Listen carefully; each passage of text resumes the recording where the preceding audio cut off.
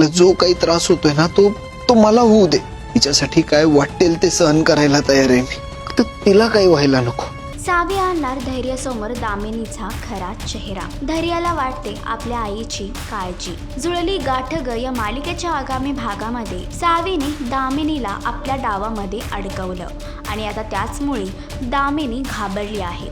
तिला वेगवेगळे भास होत आहे आणि त्यामुळे धैर्य थोडा अस्वस्थ आहे. तर तो सावीला देखील हेच सांगत आहे, जर त्याच्या आईला काही झालं तर तो स्वतःला सांभाळू शकणार नाही. तर सावी आता धैर्याच्या प्रेमासाठी नवा निर्णय घेईल का? दामिनीचे सत्य सावी धैर्यापासून लपवेल का? मालिकेचा अपकमिंग ट्रॅक तुम्हाला कसा वाटला हे कमेंट करून नक्कीच सांगा.